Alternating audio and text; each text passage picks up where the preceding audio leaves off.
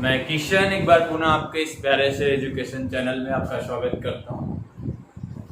आज हम पोटेंशियल के केस को आगे बढ़ाते हुए अगले टॉपिक पे मैं आपसे बात करूंगा, जहां पे मैं एक डाइपोल को, वैद्युत द्विध्रुव को एक समान वैद्युत क्षेत्र में घुमाकर कितना काम हो पाएगा, कितना काम होगा, इस पर हम लोग डिस्कशन करेंगे। साथ ही इसी बात को, उस वर्क को बुक में ये भी चीजें लिखती है उसकी स्थितिज ऊर्जा के रूप में, तो हम लोग यहाँ फाइंड आउट करेंगे स्थितिज ऊर्जा, और स्थितिज ऊर्जा को ही हम लोग लिखेंगे क्या, वर्कडन के रूप में। तो एक सीधी सी बात, जितना अभी हमने आपको बताया था कि अ सिंगल पॉइंट पे हम पोटेंशियल एनर्जी निकाल नहीं पाते या होती नहीं है, इस तरीके की बात हमने प्रीवियस लेक्चर तक आपसे की है। यानी एक सीधा सा कॉन्सेप्ट मेरे पास ये है, या हम लोग के पास एक सीधा सा कॉन्सेप्ट है कि हम किसी एट अ पॉइंट, किसी एक पॉइंट का हम पोटेंशियल नहीं निकाल पाते। ये पोटेंशियल क्या होता है, किसी के रिस्पेक्ट में होता है, इसलिए जो स्थितिज ऊर्जा होती है वह स्थितिज ऊर्जा नहीं, स्थितिज ऊर्जा का परिवर्तन होता है, यानी चेंज इन पोटेंशियल एनर्जी होती है। तो सीधा सा कॉन्सेप्ट हम उसी एनर्जी पे बात करेंगे, चेंज इन पोटेंशियल एनर्जी पे ही बात करेंगे। और यूनिफॉर्म का मतलब, यानी एक समान वैद्युत क्षेत्र का मतलब, अब जहां पे हमने इलेक्ट्रिक फील्ड लाइन का भी चैप्टर पढ़ा है, इलेक्ट्रिक फील्ड लाइन की टॉपिक पढ़ाई है, जहाँ पे वैद्युत बल रेखाओं पे, उसमें एक हमने प्रॉपर्टी पढ़ाई है वैद्युत बल रेखा का, जहां पे हमने यह देखा था कि जब एक समान, यानी एक सीधी और एक दूसरे के समानांतर जाने वाली वैद्युत बल रेखाएं सबकी सब एक ही डायरेक्शन में होती हैं, तो यह क्या होता है, एक समान वैद्युत क्षेत्र का निर्माण करता है। तो एक समान वैद्युत क्षेत्र का निर्माण करते हैं, ठीक है। इस प्रकार के वैद्युत क्षेत्र में हम डाइपोल को रखेंगे। अब डाइपोल क्या होता है, इन सारी चीजों को हमने पढ़ाया है छोटे छोटे स्टेप में, छोटे छोटे वीडियो के रूप में। तो आप उस वीडियो को यदि नहीं देखे हैं तो सारे वीडियो को देख के आए, हालांकि मैं डिस्क्रिप्शन में उनके लिंक को डाल दूंगा। पूरे कॉन्सेप्ट को सीरीज लाइन से देखेंगे तो काफी इंटरेस्टिंग बनेगा और अच्छा भी लगेगा आपको। हालांकि मैं प्रयास करूंगा आपको ये बातें यहाँ पर प्रॉपरली समझा पाऊं। तो यहाँ देखिए, एक समान वैद्युत क्षेत्र को, जहां वैद्युत बल रेखाएं क्या होंगे, एक दूसरे के, यानी सीधे जाएं, एक दूसरे के पैरेलल, यानी एक दूसरे के बीच की दूरी कहीं पे कम न हो, इस तरीके की जब फील्ड लाइन जाती है तो एक समान वैद्युत क्षेत्र का निर्माण करती है। हाँ, एक अच्छी सी बात और आपके लिए कि हम इसमें नॉन यूनिफॉर्म के लिए कोई बात नहीं करते, इसका कोई सवाल नहीं आता आपके लिए, चाहे आपके लिए किसी भी केस के लिए, इस केस में पोटेंशियल के केस में नहीं आना है, तो उससे आप एकदम निश्चिंत रहिएगा। तो आपको बस पढ़ना है यहाँ पे क्या, एक समान वैद्युत क्षेत्र। बड़े कॉम्पिटिटिव एग्जाम में भी चले जाएंगे, वहां पे भी आपको आने यहाँ से क्या, यूनिफॉर्म के लिए बात करनी है। तो इसके अंदर मैं एक डाइपोल रखूंगा। तो अब डाइपोल को, या मैंने यहाँ डाइपोल को पुट किया इनके अंदर, ठीक है। तो ये डाइपोल, और डाइपोल पे हमने यहाँ माइनस चार्ज रखा है, यहाँ प्लस चार्ज रखा है। तो डाइपोल क्या होता है, उसको भी एक छोटी सी, डाइपोल क्या होता है, जिसमें दो समान आवेश न एंड विपरीत, दो समान एवं विपरीत आवेश जिनके बीच की दूरी बहुत छोटी होती है, जिनके बीच की दूरी बहुत छोटी, माइनस क्यू प्लस क्यू, इस प्रकार की संरचना को हम लोग कहते हैं क्या, वैद्युत द्विध्रुव। तो यहाँ पे हमने ये निकाला था वैद्युत द्विध्रुव, तो ये हो गया वैद्युत द्विध्रुव। अब इसके साथ हम बातें करेंगे क्या, इसके साथ ही हमने एक बात निकाला था कि वैद्युत द्विध्रुव आघूर्ण, वैद्युत द्विध्रुव आघूर्ण, जब हमने वैद्युत क्षेत्र के अंदर जब हम वर्कडन निकाल रहे थे कि उसको घुमाने पे कितना काम होगा, यहाँ पोटेंशियल निकालना है, यहाँ पोटेंशियल के रिस्पेक्ट में निकालना है ना, उसी बात को। तो देखो वैद्युत क्षेत्र ना, तो वैद्युत द्विध्रुव आघूर्ण, वैद्युत द्विध्रुव आघूर्ण, जिसको हम लोग टाउ से दिखाते हैं, तो वो आपका होता है P, यानी P, और यहाँ पे सॉरी, वैद्युत द्विध्रुव आघूर्ण। तो अब यहाँ से इनकी बात करेंगे, वैद्युत द्विध्रुव आघूर्ण, तो वेक्टर P इक्वल टू होता है Q इंटू 2L, ना टाउ से नहीं, वेक्टर P से दिखाते हैं। तो वेक्टर P इक्वल टू क्या हो जाएगा, Q इंटू 2L। अब यहाँ पे हम लोग घुमाने पे जो टॉर्क होगा, उस टॉर्क के केस में भी हम लोग जानते हैं क्या, टाउ बराबर हम लोग को मिला था वेक्टर ई, यानी vector E dot vector E, यानी यहाँ पे क्रॉस वेक्टर ई, यानी टाउ बराबर हमें मिला था क्या, पी ई साइन थीटा। ये आपका क्या था, टॉर्क के केस में था, ये आपका टॉर्क के केस में था। ये चीजें यहाँ पे मैं यूज करने वाला हूँ, इन सारी चीजों को यहाँ यूज करने वाला।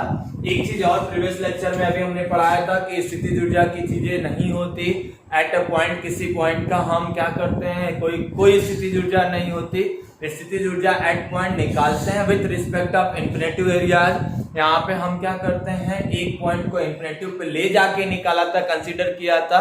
तो छोटी सी बात अपने दिमाग में आप रखे रहेंगे, सिंगल चार्ज के लिए या सिंगल पॉइंट के लिए, सिंगल पॉइंट का अपना कोई पोटेंशियल एनर्जी नहीं होता है, बस उसके पास होता है चेंज इन पोटेंशियल एनर्जी। यानी वहां पे हम लोगों ने पढ़ा है डेल्टा यू बराबर U F minus U I, यानी यू फाइनल माइनस क्या हो जाएगा, U initial, equal to minus work done by conservative force, यानी संरक्षी बल। यहाँ पे संरक्षी बल, ये सारी चीजें हमने वहां पे आपसे बात की है, कंजर्वेटिव बल फोर्स। और यहाँ पे क्या होगा, यही बराबर, ये 100% सही है, यहाँ पे इसको हम 90% के अंतर्गत रखते हैं, W बाय कारक द्वारा, एक्सटर्नल एजेंट द्वारा, work done by external agent, work done by external agent द्वारा। अब ऐसा क्यों करते हैं, क्योंकि इसके लिए हमें क्या करना होता है कि यह कंडीशनल होता है, कि हम इसमें ध्यान रखते हैं कि किसी भी प्रकार का स्पीड चेंज न हो, यानी स्पीड में चेंजेस कितना हो, जीरो, यानी change in speed equal to क्या हो जाए, जीरो हो जाए, फ्रिक्शन नाम का कोई चीज ना हो। ऐसा बाध्यता होती है तब जाके ये इसके क्या होता है, बराबर होता है। यही सारी केसेस होती है, ठीक है। तो आप सीधा सा कॉन्सेप्ट हमने प्रीवियस लेक्चर में आपको पूरा समझाया हुआ है, इसलिए इस पर बहुत ज्यादा डिस्कशन मैं आपसे नहीं कर रहा हूं। सीधी सी बात हमें पता है क्या, हमारे पास पाया जाता है change in potential energy, potential energy किसी एट पॉइंट की नहीं होती, इसलिए हम लोग क्या निकलते हैं, change in potential energy equal to क्या होता है, चेंज यहाँ पे क्या हो जाएगा, पोटेंशियल एनर्जी इन इनफिनिट, यहाँ पे क्या हो जाएगा, फाइनल, माइनस क्या हो जाएगा, इनिशियल, यही बराबर हो जाएगा क्या, minus work done of conservative force, conservative force यहाँ पे क्या हो जाएगा, संरक्षी बल, यहाँ पे क्या हो जाएगा, इलेक्ट्रोस्टैटिक फोर्स हो जाएगा। और यहाँ पे क्या होगा हमारे पास, एक्सटर्नल एजेंट, यहाँ work done by external agent. ये कब होगा, जब change in potential, change in speed zero हो जाए, फ्रिक्शन वगैरह का कोई रोल यहाँ पे न हो, इस तरीके का कोई रोल यदि न हो तब तो ये पॉसिबल होता है, अन्यथा नहीं। इसलिए मैंने आपसे कहा कि इसको हम लोग यूज करने वाले हैं कि change in potential energy equal to क्या हो जाएगा, यू एफ माइनस क्या होगा, यू आई, एफ का मतलब फाइनल, आई का मतलब इनिशियल। उसी कॉन्सेप्ट को हम यूज करने वाले हैं। तो अब यहाँ से देखिए हम इसका वर्क डन निकाले, तो वर्क डन निकाले तो यहाँ देखिए ये पॉजिटिव चार्ज है, तो पॉजिटिव चार्ज के केस में थोड़ा सा इसको मैं आगे की तरफ बढ़ा लेता हूँ। पॉजिटिव चार्ज के केस में इसका डायरेक्शन, पॉजिटिव का डायरेक्शन क्या होता है, इलेक्ट्रिक फील्ड की दिशा में होता है, तो ये आपका हो जाएगा QE। और नेगेटिव चार्ज का डायरेक्शन क्या होता है, इलेक्ट्रिक फील्ड की विपरीत दिशा में होता है, तो ये आपका क्या होगा, QE। अब यहाँ देखो इस पे जो नेट फोर्स लगेगा, नेट फोर्स यहाँ देखो, यहाँ लग रहा है QE, यहाँ लग रहा है क्या, QA, जितना इधर लग रहा है उतना इधर लग रहा है, तो यहाँ पे F नेट की वैल्यू कितनी हो गई, जीरो हो गई, यानी F नेट की वैल्यू जीरो हो गई।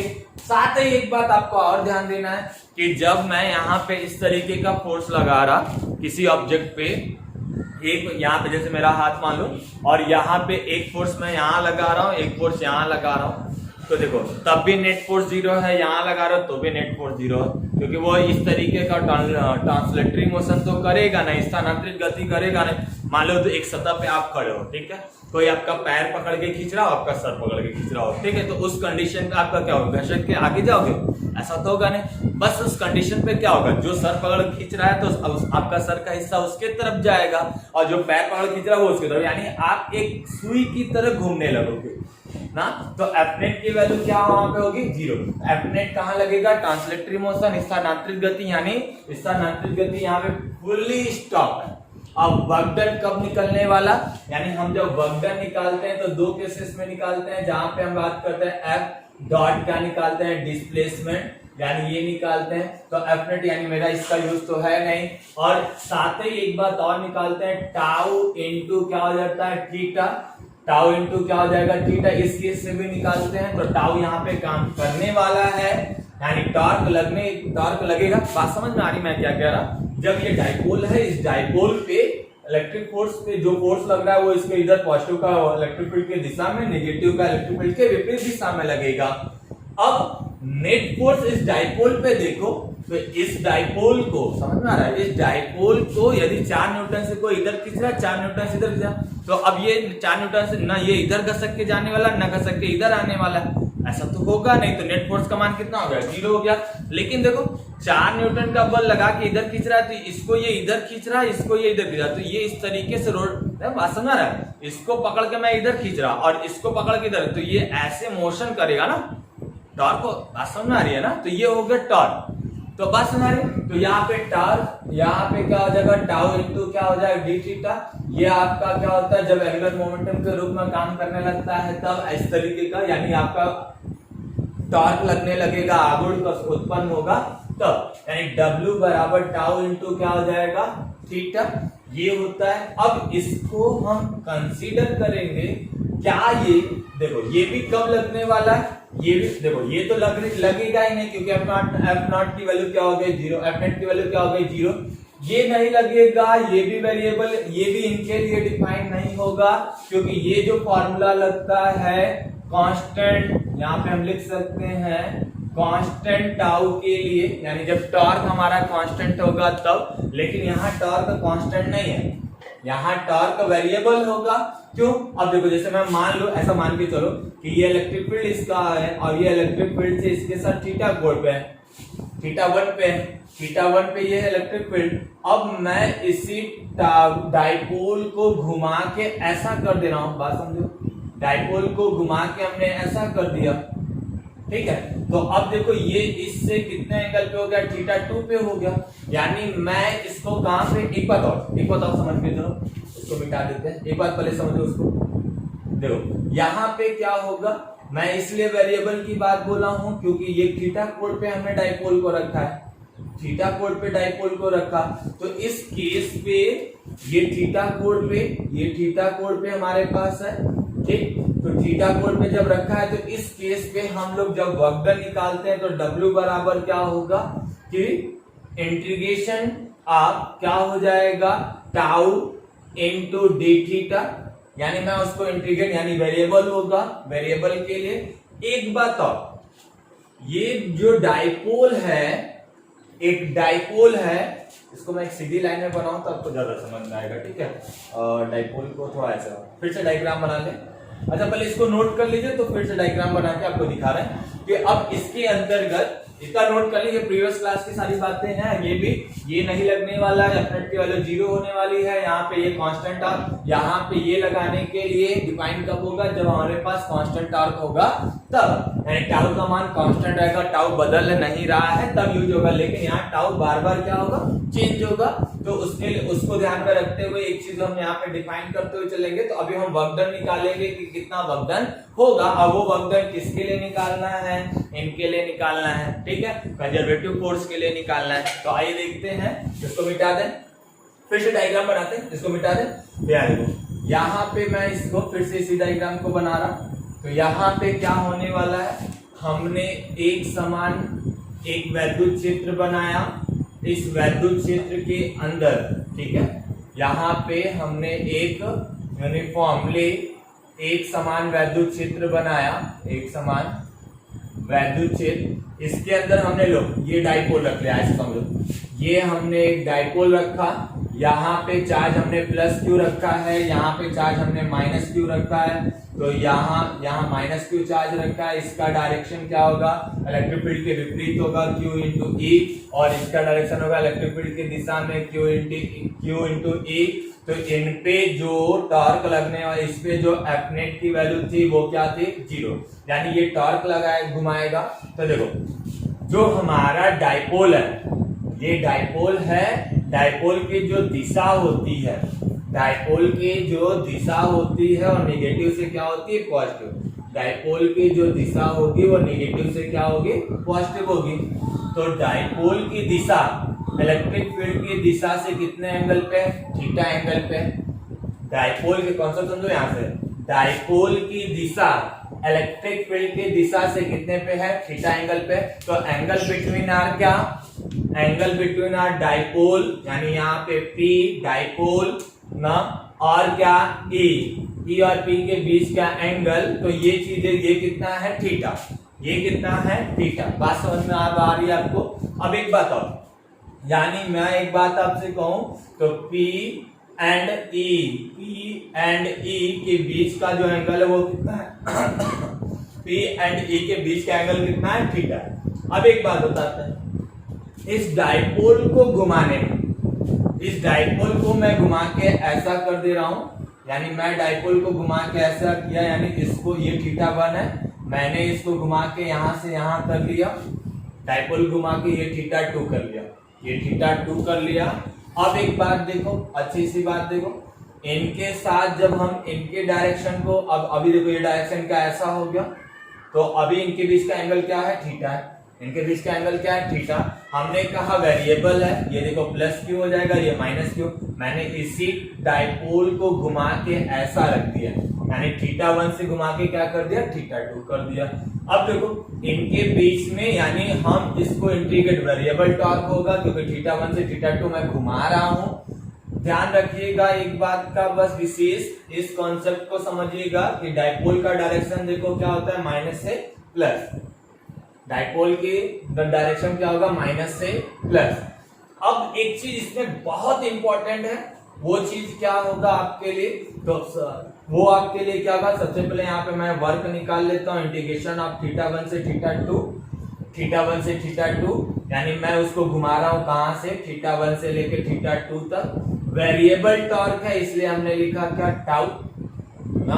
यहाँ पे डी थीटा हमारा कांस्टेंट नहीं है, सॉरी कांस्टेंट थीटा होगा, कांस्टेंट थीटा होगा, सॉरी, ठीक है। तो कांस्टेंट थीटा हमें एक फिक्स थीटा के लिए बातें करनी है। और यहाँ सीधी सी बात जानो, जब हमारा ये फिक्स फोर्स के लिए काम हो रहा है, टॉर्क के लिए काम हो रहा है, तब के लिए, ठीक है। ये सीधा सा कंसेप्ट होगा, इसलिए ये हम नहीं बात करते इस पे, और इस पे भी अभी बात नहीं होगी। वेरिएबल होगा जिसको हम थीटा 1 से घुमा के थीटा 2 कर रहे हैं, तो ये टाउ इंटू क्या हो जाना है, डी थीटा। टाउ इंटू क्या हो जाना है, डी थीटा। मैं इसको घुमा के थीटा 1 से थीटा 2 कर रहा हूं। अब एक अच्छी बात समझो, यहाँ पे मैं इसको घुमा रहा हूं किस डायरेक्शन में, समझो बात को, मैं घड़ी के विपरीत दिशा में घुमा रहा हूं। बात समझ आ रही है, मैं इसको कहां घुमा रहा हूं, घड़ी के विपरीत दिशा में, ठीक है। यानी मैं इसको घुमा रहा हूं घड़ी के विपरीत दिशा में, यानी मैं इसको रोटेशन पे ला रहा हूं, कहां पे, यानी इनके साथ जो रोटेशन हो रहा है, जो रोटेशन हो रहा है वो आपका क्या हो रहा है, एंटी क्लॉकवाइज हो रहा है, एंटी क्लॉकवाइज।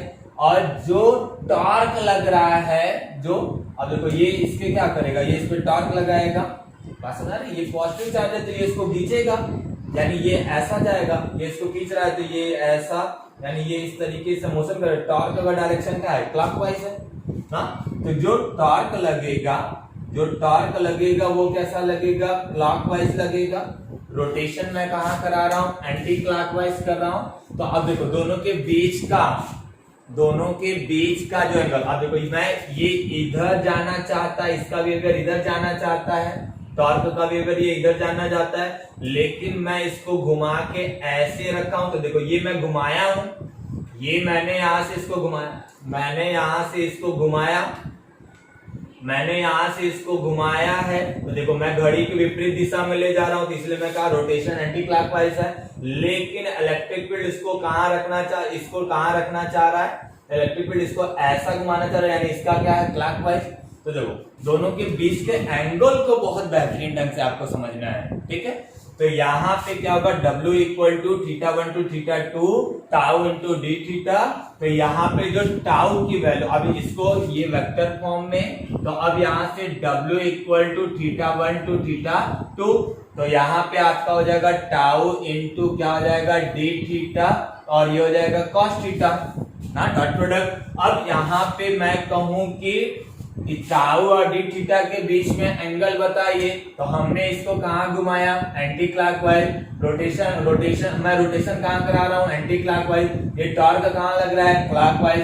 तो एक जा रहा है, एक बात सुनो, एक जा रहा है इधर, एक इधर जा रहा है, एक इधर जा रहा है, तो दोनों के बीच का एंगल कितना हो जाएगा 180। तो यहाँ पे थीटा इक्वल टू हो गया 180 डिग्री। तो W बराबर हो जाएगा θ1 to θ2 tau into D theta. तो ये कॉस हो जाएगा 180। तो कॉस 180 की जो वैल्यू होती है वो -1 होती है। तो यहाँ पे हो जाएगा क्या θ1 टू θ2 टाउ इंटू क्या हो जाएगा डी थीटा। यहाँ पे क्या मिला -1। इसी को मैं यहाँ पे कर देता हूँ, इसी को यहाँ कर दो तो W इक्वल टू हो जाएगा क्या θ1 θ2 माइनस टाउ इंटू क्या हो जाएगा डी थीटा। माइनस बाहर निकाल लीजिए तो -θ1 टू θ2 टाउ इंटू क्या मिला डी थीटा। अब एक अच्छी बात और समझिए, एक अच्छी बात और इसके साथ समझिए, ये नोट हो गया हो तो हम इसको मिटा दें, इसी को यूज करना है। तो यहाँ देखो टाउ बराबर क्या मिलेगा हमारे पास P E sine theta. Tau बराबर हमारे क्या मिलेगा पी साइन थीटा मिलेगा कि नहीं। मैं इसके जगह ये रख सकता हूँ, तो ये रख लेते हैं। तो टाउ की वैल्यू तो यहाँ पे मैं इसको यूज कर रहा, तो यहाँ पे आपका हो जाएगा W बराबर -θ1 टू θ2 वैल्यू रखिए P E sine theta into क्या हो जाएगा डी थीटा। अब देखो डाइपोल मोमेंट, डाइपोल तो हमारा फिक्स है, वेरिएबल तो है नहीं, डाइपोल वेरिएबल है नहीं ना। तो डाइपोल को क्या करिए बाहर निकालिए। तो यहाँ W equal to -P, electric field तो एक समान है, वो भी वेरिएबल नहीं है, कांस्टेंट है, वो भी बाहर निकालिए। तो P ये θ1 टू θ2 ये मिला हमारे पास क्या sine theta into D theta, sine theta into D theta. ये थीटा कहाँ है एंगल बिटवीन आर। देखो ये थीटा कहाँ है डाइपोल और इलेक्ट्रिक फील्ड के बीच का एंगल है ना, डाइपोल इलेक्ट्रिक फील्ड के बीच का एंगल। इसी को मैं θ1 से कहाँ कर दे रहा हूँ θ2 कर दे रहा हूँ। तो यहाँ देखो साइन थीटा, तो साइन थीटा का इंटीग्रेशन करिएगा, साइन थीटा का इंटीग्रेशन करेंगे तो यहाँ पे देखो जब हम डिफरेंशिएशन कॉस का करते हैं तो कॉस थीटा आता है माइनस साइन थीटा आता है, लेकिन इंटीग्रेशन में हमारा साइन थीटा का करते हैं तो ये आता है माइनस कॉस थीटा, इसको ध्यान रखिएगा ठीक है। तो यहाँ पे इसका हम इंटीग्रेशन करेंगे, तो जब इंटीग्रेशन करेंगे तो W इक्वल टू ये देखो work done by conservative force है ना, ये कंजर्वेटिव फोर्स आ रहा है इलेक्ट्रोस्टैटिक फोर्स द्वारा, ये सारी चीजें मैं यहाँ निकाल रहा हूँ ना, ये बात ध्यान रखिएगा कंजर्वेटिव फोर्स है। तो यहाँ पे क्या हो जाएगा -P E इसका क्या होगा समाकलन माइनस कॉस थीटा, θ1 से कहां तक हो जाएगा θ2। तो अब यहाँ देखो माइनस निकाल के इसको प्लस कर दीजिए तो W संरक्षित बल इक्वल टू यहाँ आ जाएगा PE वैल्यू रख लीजिए, तो ये हो जाएगा क्या cos θ2 माइनस cos θ1। इस बात को आप अभी नोट कर ले, हम पढ़ रहे हैं क्या पोटेंशियल एनर्जी को निकालने का, यानी इसको घुमाने में जो कृत कार्य होगा वो इसके अंदर पोटेंशियल एनर्जी के रूप में स्टोर होगा, यही बातें हमें जानना है। तो देखो यहाँ पे हमने निकाला force work done by conservative force ना equal to conservative force equal to P cos θ2 minus cos θ1। अब इस केस को बहुत अच्छे से डिफाइन करेंगे कि यही वर्क डन इक्विवेलेंट होता है, यही वर्क डन यानी इसका माइनस यही वर्क डन यानी चेंज इन पोटेंशियल एनर्जी के कब बराबर होगा जब उसका माइनस होगा तब। तो मैं क्या करूंगा यही फोर्स को यहाँ ला के रख देंगे, हमारा एनर्जी का फंडा निकल आ पाएगा। तो हमें पता है वी नो डेट ऑफ क्या हो जाएगा डेल्टा U इक्वल टू क्या हो जाएगा UF minus UI equal to minus W यानी work done by minus work done by conservative force. तो अब देखो मुझे एक्सटर्नल से कोई मतलब नहीं है, तो मैं केवल वैल्यू, तो हालांकि देखिए बहुत सही जगह आ भी गया है, तो मैं केवल वैल्यू रख देता हूँ। हालांकि ये सब चीजें पहले आप लिख लीजिएगा, मेरा लिखाया है तो मैं रख केवल ले रहा हूँ। तो डेल्टा U बराबर UF फाइनल, तो फाइनल पे आप कहाँ लेकर गए हो θ2 पे, तो यहाँ पे हमने θ2 रख दिया। इनिशियल पे कहाँ था θ1 पे था, तो θ1 पे था माइनस आप कंजर्वेटिव ना work done by conservative force. तो यहाँ पे आपने कितना काम ये कितना निकाला है ये देखो माइनस तो ये वाला है, ये कितना निकाला है PE cos theta 2 minus cos theta 1, नीचे लिख देता हूं minus PE cos theta 2 minus cos theta 1। ये होगा हमारा चेंज इन पोटेंशियल एनर्जी का फॉर्मूला, यानी डेल्टा यू बराबर यहां आपको मिल जाएगा क्या minus PE cos theta 2 minus cos theta 1। अब ये हुआ, लेकिन हम सीधी सी बात यह जानते हैं, निकालना चाह रहे हैं कि एट अ पॉइंट हमें निकालना होगा पोटेंशियल एनर्जी क्या होगा, तो उस पर बात करेंगे। तो मैं आपको आज बहुत बेहतरीन एक केस सिखाऊंगा, उस केस को आप अपने पास रखेंगे बुक के चक्कर में, यानी बुक में बहुत सारी जो बातें लिखी है, तो उन सारी चीजों को थोड़ा सा मैं इजी बनाने के लिए इस पर एक एजेंशन लूंगा, मैं खुद से एक वहां मानूंगा, जिससे आपको ये इजी टर्म में मिलेगा। आप वैसे परीक्षा में आराम से करिएगा, उससे आपका पैटर्न भी आसानी से बना रहेगा। तो अभी इतनी बातें नोट कर ले, तो मैं आगे की तरफ नोट करें।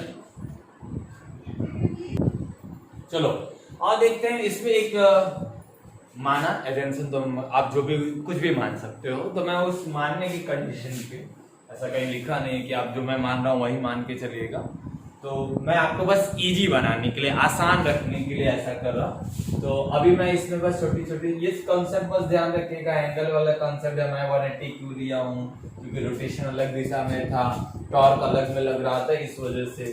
तो ये सारी चीजों को आप बहुत बखूबी अच्छे से रखिएगा। तो आइए देखते हैं थोड़ा सा इस केस को फिर से।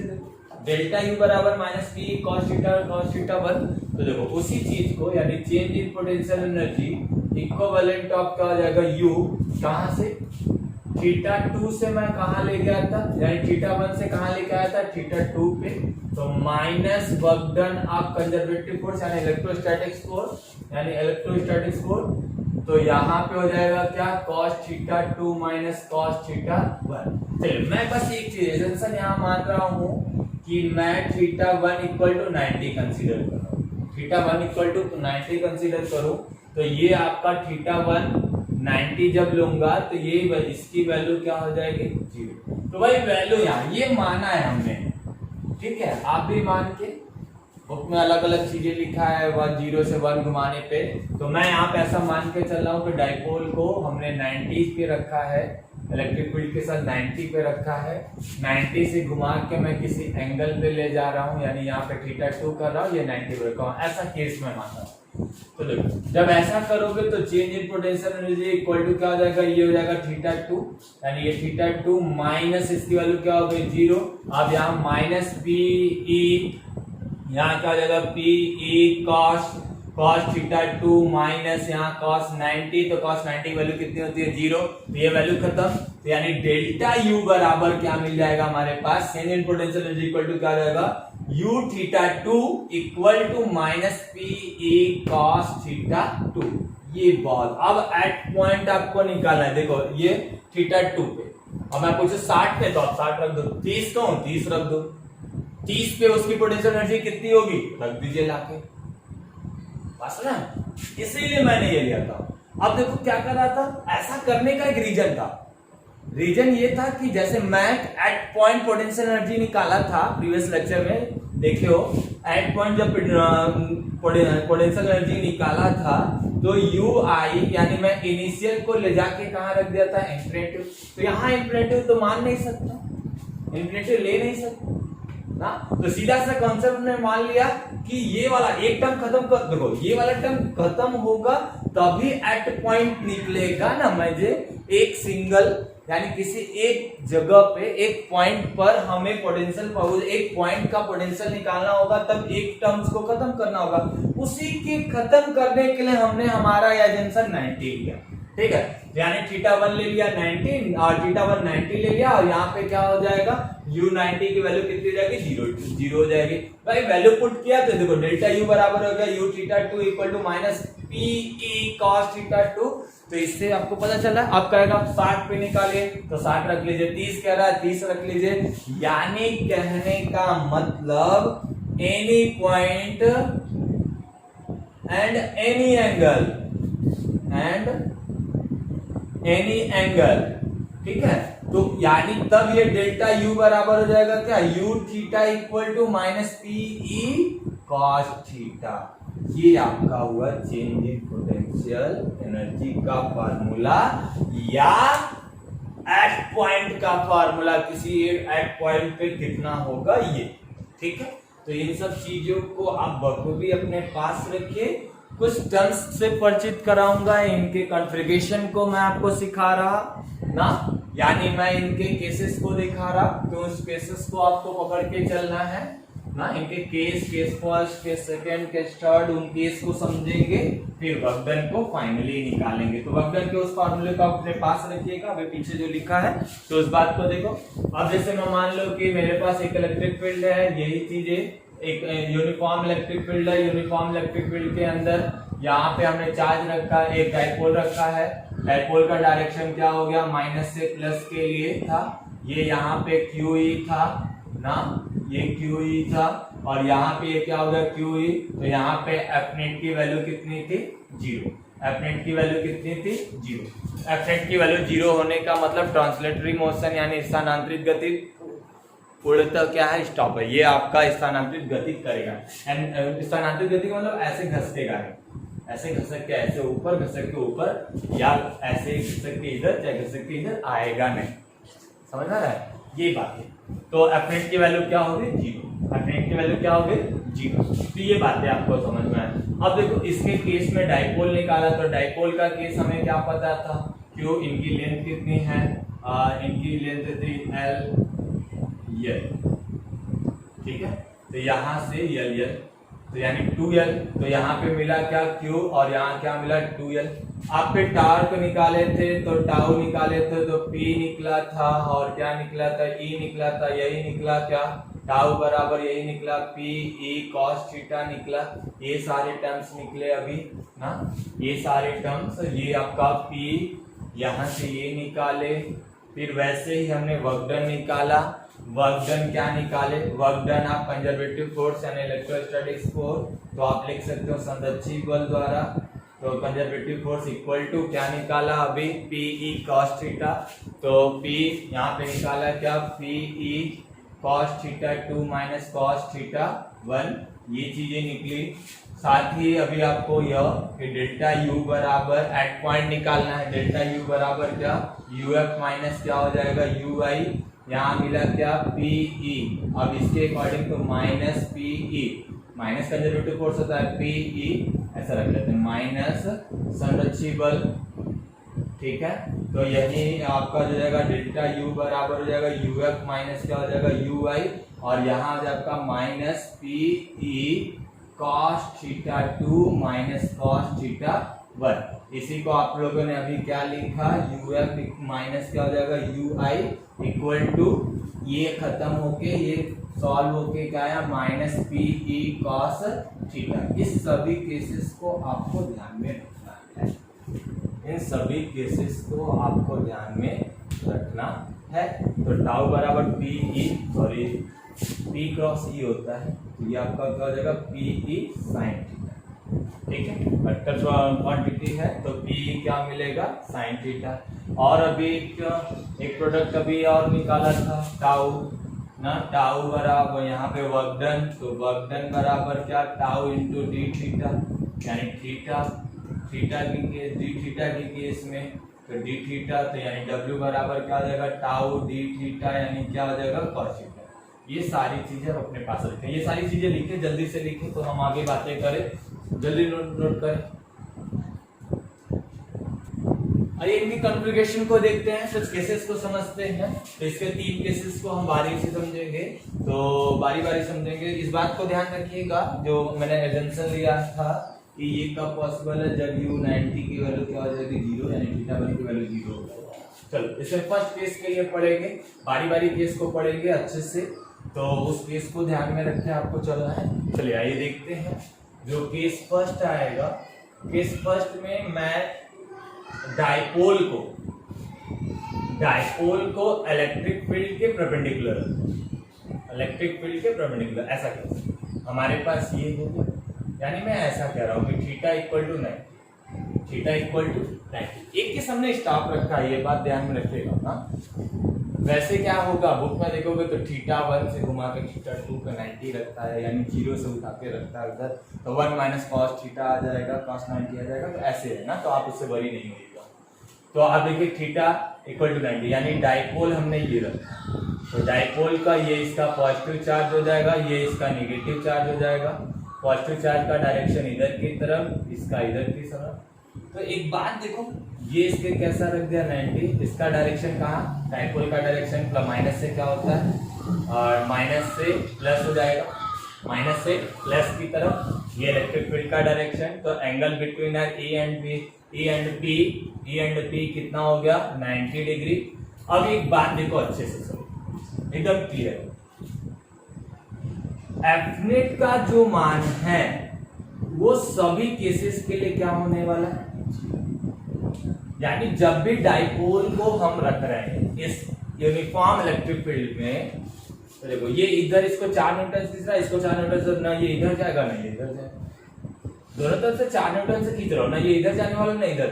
लेकिन जब देखो ये इसको ऐसे खींच रहा हो, इसको इधर, तो अब जब ऐसे खींच रहे हो ना, कोई आपका सर पर, कोई पीछे से तुम्हारा पैर पकड़ के खींच रहा पीछे से, और कोई आपके हाथ पे सर को ऐसे पकड़ के अपने तरफ, तो आप देखो ये क्या होगा, आपका जो मोशन होगा कुछ ऐसा होगा, यूं ऐसे होगा, टॉर्क टाइप का। चलो ठीक है, मैं मुझे ही मान लो, ठीक है, मुझे ही कोई पकड़ खींच रहा, ठीक है, तो वैसे ही, तो उस केस को ध्यान रखो, मुझे ही पकड़ के कोई मान लो सर पकड़ के मुझे खींच रहा है, और पैर पकड़ के पीछे कोई खींच रहा, तो अब वो हमारा मोशन तब कैसा होगा, यूं होगा, यूं होगा, ठीक है। तो यहाँ देखो, तो एफ नेट की वैल्यू ऑलवेज, यानी सभी केस के लिए सीधी सीधी बात कीजिए कि ऑलवेज एफ नेट का मान क्या होने वाला है, एफ नेट का मान क्या होने वाला है 0। तो और टाउ देखते हैं, तो टाउ इक्वल टू, यहाँ पे टाउ तो यह हो जाएगा पी साइन थीटा, तो यहाँ पे क्या हो जाएगा P E sine theta, angle between P and E कितना है 90, तो यहाँ पे आपका मिल गया पी ई साइन 90,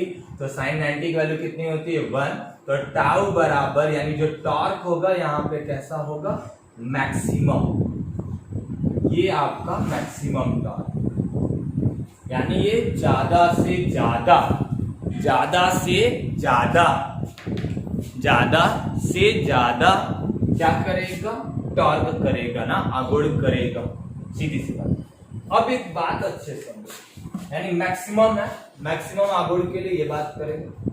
अब एक इसकी बात कर ले, डेल्टा यू बराबर यू किस पे चेक कर रहा हूं, किस पे चेक करो, यहाँ पे एफ नहीं, यहाँ थीटा रखा, यहाँ थीटा रखा, ठीक है, तो यहाँ पे किस पे चेक करो 90 के लिए चेक करो, equal to minus P into A cos क्या हो गया 90, कॉस 90 की वैल्यू कितनी होगी 0।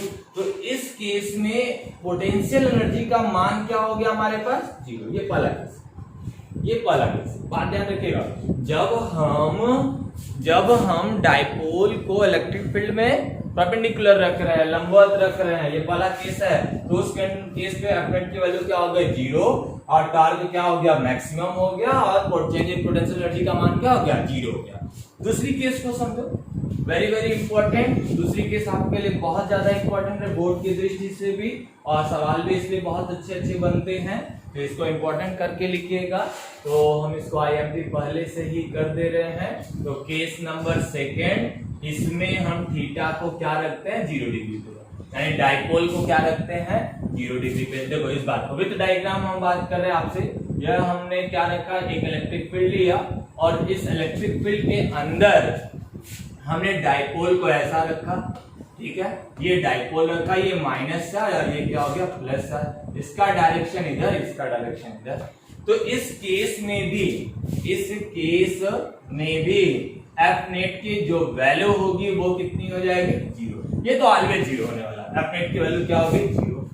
टॉर्क देखो तो टाउ इक्वल टू क्या मिलेगा हमें पास पी ई साइन थीटा। अब देखो angle between P and E, electric field यहाँ है, ये मोमेंट, तो इनके बीच का एंगल कितना 0 डिग्री, तो यानी टाउ बराबर क्या हो गया पी ई साइन 0, तो साइन 0 की वैल्यू क्या हो गई 0। तो ये देखो टाउ बराबर क्या हो गया 0। देखो बहुत अच्छा सा केस मिला आपको, यानी इस केस पे एफ नेट का मतलब, एफ नेट जीरो का मतलब तो आपको पहले ही मैं समझा दिया कि वो स्थानांतरित गति नहीं करेगा। एफ नेट की वैल्यू जीरो हो गई, इसको 4 न्यूटन से मैं इधर खींच रहा था, 4 न्यूटन से इधर खींच रहा था, तो ना वस्तु इधर जाएगी ना इधर जाएगी। लेकिन अलग अलग साइड में फोर्स होने के कारण, यानी एक यहाँ पे फोर्स लग रहा था, एक यहाँ लग रहा था, दोनों को समझो ना, दोनों को बात समझो। यानी मैं इस छोर पे, इस वजह से इसके अंदर क्या आया था, टॉर्क। टॉर्क के कारण ये क्या कर रहा था, स्पिन मोशन कर रहा था, ऐसे स्पिन कर रहा था। अब वो भी जीरो हो गया, यानी इसके जीरो होने का मतलब स्थानांतरित गति नहीं करेगा, इसके जीरो होने का मतलब गुणन गति नहीं करेगा, इसका मतलब वो जहां है वहीं रहेगा। आप इसका मतलब क्या होगा, थोड़ा सा क्या करेगा, मान लो एक कटोरा ले लो, एक कटोरा ले लो और इस कटोरे में एक छोटी सी बॉल रख लो, ऐसा समझो, ठीक। अब इस बॉल को हम थोड़ा सा क्या कर रहे हैं, इसको धक्का मारे ना, थोड़ा धीरे से। अब इसको धक्का मारे तो ये क्या करेगा, बॉल ऊपर जाएगा, फिर वो क्या होगा, वापस आएगा। तो ये हो रहा है, यही बात यहाँ पे आ रही है। उसी फील्ड को यहाँ लो, ना ये स्थानांतरित करेगा, ना अब ये रोटेटरी करेगा, ना ये रोटेट होगा। इसका मतलब ये जैसे ही मैं इसको घुमा के छोड़ूंगा, कहां चला जाएगा, अपने स्थान पे। तो इस प्रकार, यानी इसका मतलब एफ नेट की वैल्यू जीरो और टाउ का मान जीरो होने का मतलब ये किस स्थिति में आ गया, साम्य स्थिति में आ गया, इक्विलिब्रियम स्टेज में आ गया ना। तो ये साम्य स्थिति में आ गया, साम्य स्थिति में आ गया, स्थिति में यानी इक्विलिब्रियम में आ गया, ठीक है, इक्विलिब्रियम में आ गया। अब इक्विलिब्रियम हमारे पास तीन प्रकार का होता है, एक स्टेबल होता है, एक नॉन स्टेबल होता है, एक नेचुरल न्यूट्रल होता है, ठीक है। तो हम होता है मुख्यतः दो प्रकार का, स्टेबल और नॉन स्टेबल। तो हम स्टेबल नॉन स्टेबल पे हमने वर्क डन इलेक्ट्रोस्टैटिक्स में भी पढ़ाया था, वहां पे भी बात किया है। तो वही बात यहाँ पे इक्विलिब्रियम की केस को बात, इक्विलिब्रियम हमारे पास टू टाइप का हम लेके चले। एक आपका क्या होगा, स्टेबल, एक हो जाएगा क्या, अनस्टेबल हो जाएगा, एक आपका हो जाएगा अनस्टेबल हो जाएगा। तो स्टेबल के केस में देखो, यही जो केस है वो आपका कैसा है, स्टेबल। यही केस क्या हमारा, स्टेबल। स्टेबल का मतलब ये अपने एज को नहीं छोड़ता है, अपने काम को जैसा था उसी एज में है, उसी तरीके से है, उस पे किसी प्रकार के वही चेंजेस नहीं आ रहे हैं, ठीक है। ये बात को ध्यान रखना, इसीलिए इसको स्टेबल बोल रहा है। ये बहुत बढ़िया केस है ना। अब देखो यहाँ पे क्या कर रहा है, डेल्टा यू निकालो। डेल्टा यू की वैल्यू क्या हो जाएगा, आप किस पे रख रहे हो, यू जीरो पे रख रहे हो, तो माइनस पी ई इंटू क्या हो जाएगा, कॉस जीरो। कॉस जीरो की वैल्यू क्या होगी, माइनस। तो डेल्टा यू बराबर क्या हो जाएगा, यू जीरो। यहाँ पे कॉस जीरो की वैल्यू कितनी हो गई, 1। तो ये बराबर हो जाएगा माइनस पीई। अब बात बहुत अच्छी सी बात समझ लो कि चेंज इन पोटेंशियल एनर्जी का मान यहाँ पे क्या मिलेगा, हमें मिनिमम मिलेगा। क्या मिलेगा, हमें मिनिमम मिलेगा। बात समझ में आ रही है, इस केस में हमें कैसा मिलेगा, मिनिमम मिलेगा। सीधी सी बात समझो कि जब पोटेंशियल एनर्जी का मान कम तो वो स्टेबल एज में, जब पोटेंशियल एनर्जी का मान अधिक वो आपका क्या हो जाएगा, वह आपका क्या मिलेगा हमें, जब मैक्सिमम हो जाएगा तो उस केस में अनस्टेबल हो जाएगा। जैसे मैं मान लो ऐसे समझो, सीधी सी बात कि मैं कोई 2 फीट से कूदा है फिर वापस आ सकता है, ऐसे समझो 2 फीट से ऐसे कूदा है फिर वापस, इस तरीके से समझो। जैसे मैं इस बाउल को ही लिया था, चलो एक पूरा ऐसे कंप्लीट बाउल ले रहा हूँ। यदि देखो एक बॉल हमने यहाँ रखा है, एक बॉल हमने यहाँ रखा है, इस केस को समझो। ये जितना ऊपर इसकी मैक्सिमम पोटेंशियल एनर्जी, ये इसका, ये भी पोटेंशियल एनर्जी, तो ये मिनिमम, ये क्या होगा मैक्सिमम। तो सीधी सी बात समझो, यदि मैं इसको फोर्स लगा रहा हूं तो ये क्या करेगा, ऊपर जाएगा, फिर क्या होगा, वापस अपने स्टेबल एज में आएगा। लेकिन ये यहाँ नीचे गिरता है तो क्या करेगा, गिरेगा, वापस जाएगा। बात को समझ आ रहा है, यानी ये नीचे ऐसे गिरा तो फिर वापस आएगा, तो वो किस, उसको कहेंगे अनस्टेबल। यानी maximum potential energy, maximum potential energy refer कर जाएगा कहां, अनस्टेबल में। अनस्टेबल में minimum potential energy, potential energy मैं बोल रहा हूं लेकिन आप change in potential energy, minimum change in potential energy किस स्टेट को देगा, स्टेबल में। यानी ये आपका स्टेबल में होगा। स्टेबल का मतलब आप समझ में आ रहा है कि मैं इसको ऐसे घुमा के छोड़ू, कहां आएगा, नीचे।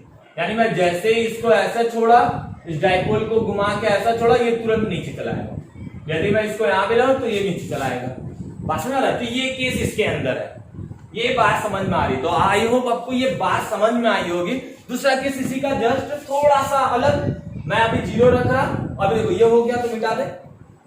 हमने 2 केस यहाँ बात की है, स्टेबल और अनस्टेबल की बात की है। तो अब देखो यहाँ से मैं इसको हटा रहा, तो इस केस के लिए तो अब यहां से आप क्या करेंगे, तीसरी केस में आपको बात करूंगा।